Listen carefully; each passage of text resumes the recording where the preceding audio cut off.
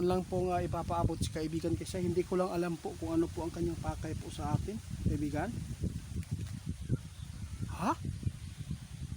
Bakit po? Ano problema?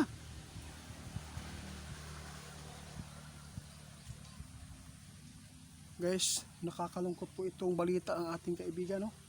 Sa lahat ng makapanood sa atin, may ipinapaabot si kaibigan. Sabi po niya, itiit, maghanda kayo ha.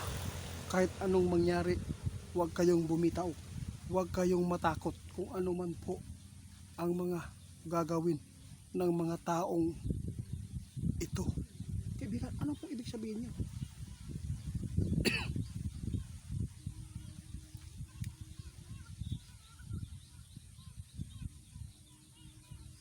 Sabi ng ating kaibigan, mga idol, itiit, nakikita na po namin sila. Malapit na sila.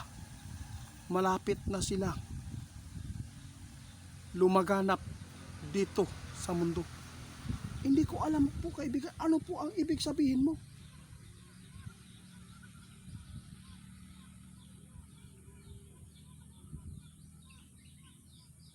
Nako guys, nakakalungkot po itong balita ni kaibigan, mga idol. Parang may ibig sabihin po ang ating kaibigan na mayroon pong darating na hindi maganda po dito sa tao.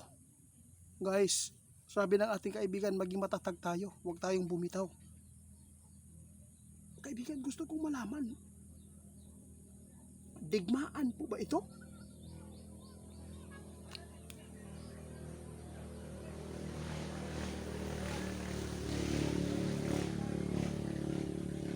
Guys, hindi lang digmaan ang ating paghandaan ha.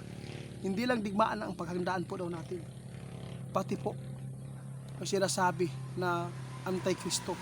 Sinabi ng ating kaibigan, marami na ang umanib sa kanila, mga idol. Sabi ito ng ating kaibigan, kahit ano daw mangyari, hindi tayo matakot, maging matatag po tayo, lumaban po tayo.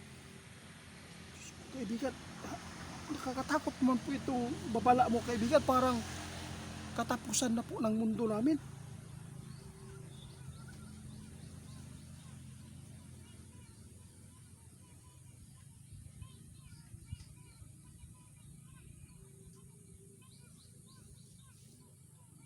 Grabe, nakakatakot po itong ipinapaabot ng ating kaibigan, mga idol. May nakita si kaibigan ngayon. Sinabi po niya, nagbabala na si kaibigan, kung kahit ano daw mangyari, huwag po daw tayong matakot. Piliin po natin ang nararapat. Huwag tayong umanib sa demonyo. Piliin po natin. Bahala na. Buhay, kahit buhay ang kapalit, mga idol. Basta ang ating gagawin ngayon, ang ating kaluluwa na sana ay hindi ito masama sa dagat-dagatang apoy. Ito po ang sabi ng ating kaibigan. Ibig sabihin ito, kaibigan, parang nakapasok na ba sila, kaibigan, dito sa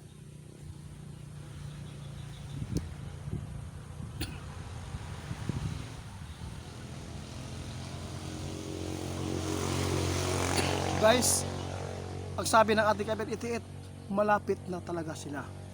Kaya ipinapaabot po namin, inutusan ako ng aming hari na ipaabot sa inyo ang aming nakita. Hindi namin po maipaliwanag at hindi po namin maipaabot lahat ang aming nakikita dahil ayaw po namin na makapagbigay kami ng problema sa inyo, lalo na sa mga makapanood, lalo na yung mahihina ang puso. Guys, sabi ng ating kaibigan, guys, maghanda tayo. Dahil po kapag nagkaroon po ng darkness, pag nagkaroon po ng big one, basta pag dumating lahat yan po, mga idol, tulad po ng digmaan, doon na po magsimula ang pinaka higpit na kalaban po ngayon ng mga tao na manampalataya. Guys, pati ako guys, hindi ko na-expect itong sinabi ng ating kaibigan. Inutusan si kaibigan sa kanilang hari na ito po ay parating. Hindi po daw nila maibuo ang pagpapaabot sa atin kasi ayaw po ng ating kaibigan na mabigyan kayo ng problema o takot.